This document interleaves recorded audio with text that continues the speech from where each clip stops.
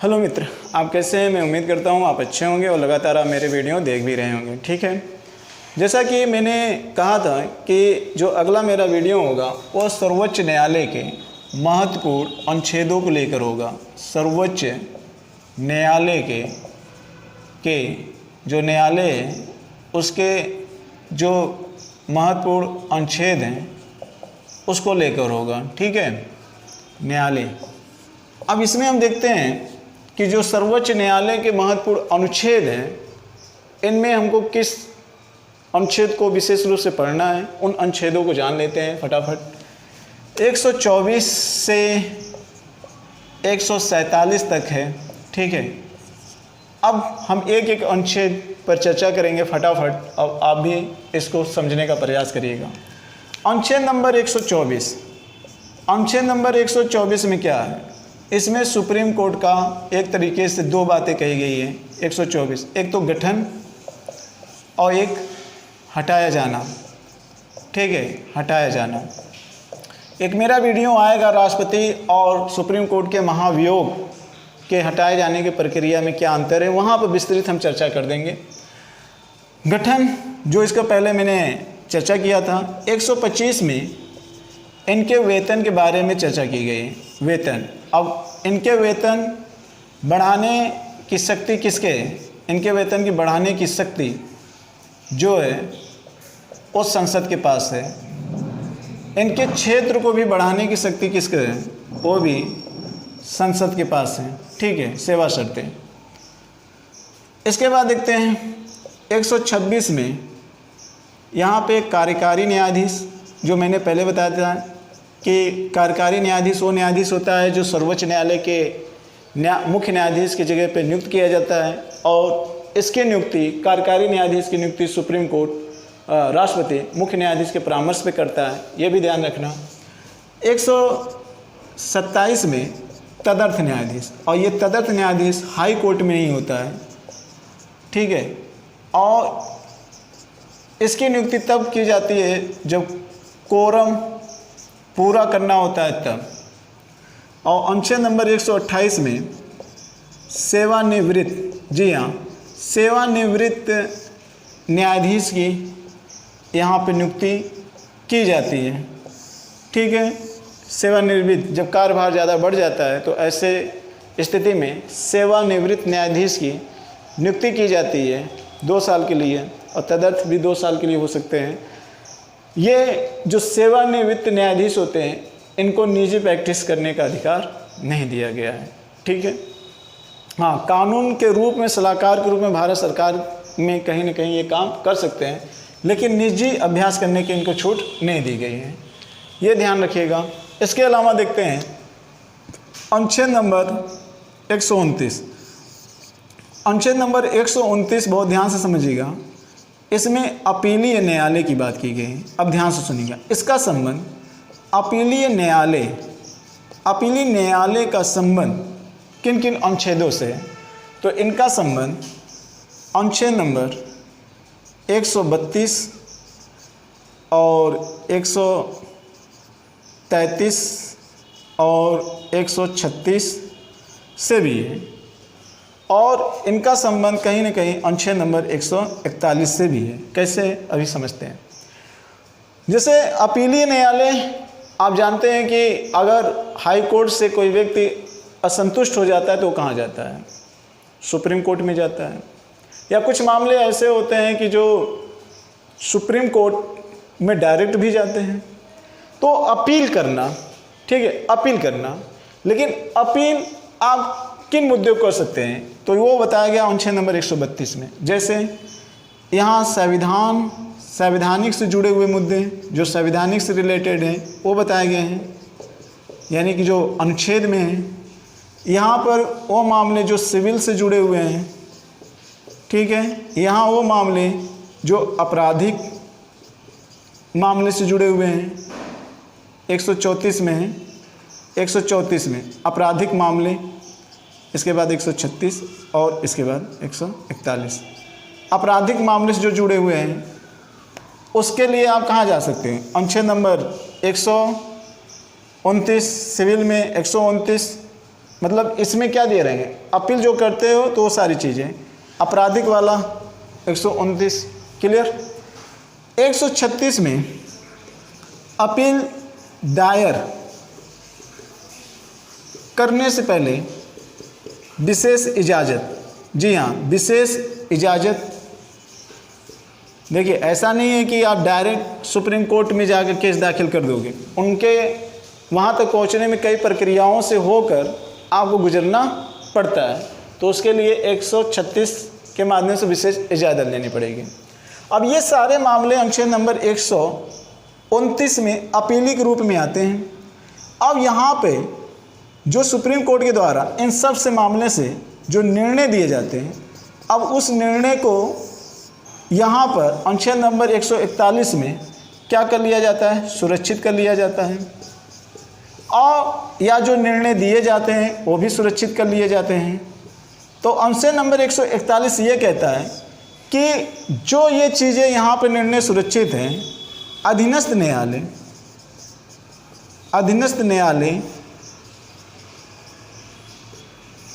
न्यायालय को यह मानने के लिए क्या होगा, यह मानने के लिए बाध्य होगा।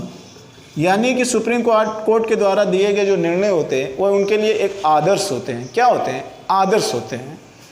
तो बहुत सारे केसेज में जो इस वाद में सुरक्षित निर्णय दिए रहते हैं, वही लोग अधीनस्थ न्यायालय में तुलनात्मक तरीके से करके हवाला देते हुए अपने केस को मजबूत करते हैं, ये सारे फैक्ट को जुटाकर। ठीक है, तो आप देख रहे हैं 129 का संबंध 132, 33, 134, 136 और 141 से। क्लियर, एक साथ मैंने ये सारी चीज़ को देख लिया। 132 में संवैधानिक जुड़े हुए मुद्दे होते हैं जो अपील से रिलेटेड हैं। 133 का संबंध सिविल अपराध से जुड़े हुए हैं और ये क्रिमिनल से जुड़े हुए हैं। 136 में अगर आप कोई केस जा रहे हो दाखिल करने के लिए तो सुप्रीम कोर्ट के लिए एक विशेष इजाज़त लेनी पड़ती है वहाँ पे।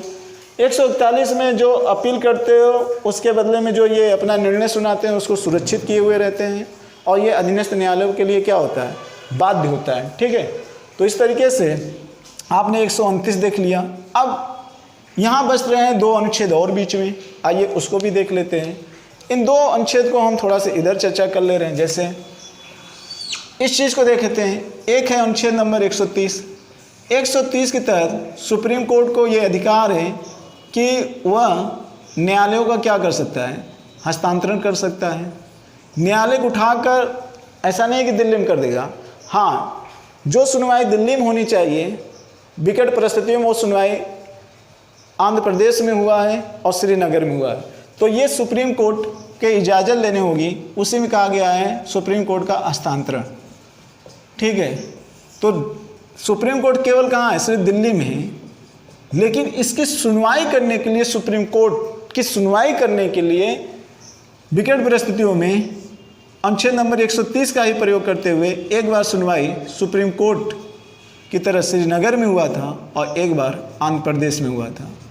ठीक है, यानी कि यहाँ के जो सुप्रीम कोर्ट में बैठने वाले जजेस थे वो पीठ श्रीनगर में गई थी, वो आंध्र प्रदेश में गए थे, तो जाकर वहाँ पर निर्णय अपना सुनाया, तो उनका निर्णय सुप्रीम कोर्ट का ही निर्णय तो माना जाएगा। ये सर्वोच्च न्यायालय के जो मुख्य न्यायाधीश हैं वो इस तरीके का निर्णय लेते हैं और न्यायाधीशों को भेजते हैं, तो वो इस तरीके से कहलाता है कि ये क्या है, हस्तांतरण। ठीक है, तो ये चीज़ ध्यान रखिएगा। इसमें संसद को अधिकार नहीं है, इसमें सर्वोच्च न्यायपालिका को ही अधिकार है। क्लियर। अब अनुच्छेद नंबर 130 आपने देख लिया। एक अनुच्छेद इंपॉर्टेंट और है 131। अनुच्छेद नंबर 131, इस अनुच्छेद को आप प्रारंभिक अधिकार कहते हैं, सुप्रीम कोर्ट का प्रारंभिक अधिकार। और सुप्रीम कोर्ट का जो ये प्रारंभिक अधिकार है, ध्यान रखिएगा, इस अधिकार में 3 बातों को आपको ध्यान में रखना होगा। वो 3 बातें कौन कौन सी हैं? वो 3 बातें जो हैं, पहला, सुप्रीम कोर्ट सुनवाई करेगा भारत सरकार और राज्यों के बीच। अगला, राज्यों का मामला जब राज्यों से हो। अगला मामला, जब भारत का मामला कई राज्यों से हो। कई राज्यों से हो, और या कई राज्य का मामला इनसे और इनसे हो और इनका मामला इनसे और इनसे हो, इस कंडीशन में भी इस पर जो प्रारंभिक अधिकार है वो सुप्रीम कोर्ट ही देता है। लेकिन इस प्रारंभिक अधिकार में 3 ही कंडीशन लागू किए जा सकते हैं, वो भी अनुच्छेद नंबर 131 के तहत। ये ध्यान में रखिएगा। यहाँ पर अनुच्छेद नंबर ध्यान में रखिएगा, जो नदी जल विवाद है, जो नदी जल विवाद है अनुच्छेद नंबर 262, जो 2 या 2 से अधिक राज्यों के बीच नदियों का विवाद होता है, वो भी तो राज्यों के बीच विवाद है। तो आप कहोगे सर ये भी आएंगे, तो नहीं। अनुच्छेद नंबर 232 के संदर्भ में जो राज्यों का विवाद है, इसकी चर्चा हम यहाँ पे नहीं करेंगे। क्लियर। अब एक अनुच्छेद बहुत इंपॉर्टेंट इसमें और है, जैसे कुछ अनुच्छेद और देख लेते हैं। जैसे आपने इन सारे अनुच्छेदों को देख लिया, इसके बाद एक अनुच्छेद है 137। 137 में न्यायिक पुनर्विचार की बात की गई है। न्यायिक पुनर्विचार। अब ये न्यायिक पुनर्विचार क्या है? आपके दिमाग में आ रहा है कि न्यायिक पुनर्विचार क्या है, तो जरा समझिए। अनुच्छेद नंबर 137 के माध्यम से ये कहा गया है कि न्यायपालिका अपने द्वारा दिए गए निर्णय को पर पुनर्विचार करके एक नया निर्णय सुना सकती है। लेकिन इसके लिए जो अधिकतम समय सीमा तय की गई है वो 30 दिन तय की गई है। इसे कहा जाता है न्यायिक पुनर्विचार। अपने द्वारा दिए गए निर्णय पर पुनः विचार करके जो दोबारा निर्णय सुनाया जाता है, इसे न्यायिक पुनर्विचार कहते हैं। ये बहुत इंपॉर्टेंट अनुच्छेद है 137 न्यायिक पुनर्विचार। ठीक है। इसके अलावा एक अनुच्छेद नंबर 138 है, अब उसको सुन ही लीजिए। अनुच्छेद नंबर 138 के माध्यम से संसद को ये अधिकार दिया गया है इसके सदस्यों की संख्या में क्या कर देना, इसके सदस्यों की संख्या में, इसके वेतन में वृद्धि करना। ये अनुच्छेद नंबर 138 कहता है। क्लियर। 138 कहता है। ठीक है। और एक अनुच्छेद इंपॉर्टेंट और है, वह है अनुच्छेद नंबर 143। अनुच्छेद नंबर 143 में राष्ट्रपति को परामर्श देने के लिए एक सुप्रीम कोर्ट क्या है, सुप्रीम कोर्ट राष्ट्रपति को क्या देगा, परामर्श देगा। ये अनुच्छेद नंबर 143 में कहा गया है कि सर्वोच्च न्यायपालिका सुप्रीम कोर्ट के लिए परामर्श का भी कार्य कर सकती है। अनुच्छेद नंबर 143 में कहा गया है। तो ये वो सारे इंपॉर्टेंट अनुच्छेद हैं जिसको आपने देखा, और मेरे उम्मीद से ये आप चीज़ें समझ गए होंगे। ठीक है। थोड़ा सा ये सर्वोच्च न्यायपालिका है, यहाँ से प्रश्न बहुत कम ही बनते हैं, लेकिन फिर भी जैसे ही बनते हैं वो सारी चीज़ें मैंने आपके सामने यहाँ पे रखा। अगर किसी भी चीज़ को लेकर आपको कन्फ्यूजन की स्थिति हो तो आप कमेंट के माध्यम से बताइएगा, हम उसका क्या करेंगे, समस्या का समाधान करेंगे। लेकिन वन लाइनर के रूप में अगर आप ये सारी चीज़ें पढ़ लेते हैं तो ये आपके लिए इतना ज़्यादा सफिशिएंट है। अब इतने अनुच्छेदों में सबसे ज़्यादा इम्पॉर्टेंट अनुच्छेद 131 को याद करिएगा, 129 को याद कर लीजिएगा, और 137 को और 143 को। 4 अनुच्छेद आप गंभीर पूर्वक रूप से याद जरूर करिएगा। 129, 131, 137 और 143, ये 4 वो अनुच्छेद हैं जो यहाँ से सर्वोच्च न्यायालय से अक्सर पूछ लिए जाते हैं। ठीक है। बाकी इनके वेतन में कौन वृद्धि करेगा, थोड़ा सा जटिल बन जाता है। बाकी न्यायालयों का हस्तांतरण सर्वोच्च न्यायालय थोड़ा सा जटिल हो जाता है। और इससे जितने प्रश्न और बनते हैं नियुक्ति के संदर्भ में, पद से हटाए जाने के संदर्भ में, कार्यकाल के संदर्भ में, इनके नियुक्ति के संदर्भ में, इनके योग्यता के संदर्भ में, वो सारे वीडियो इसके पहले मैंने बना दिए हैं। क्लियर। बहुत संक्षेप में ये वीडियो हैं। ठीक है।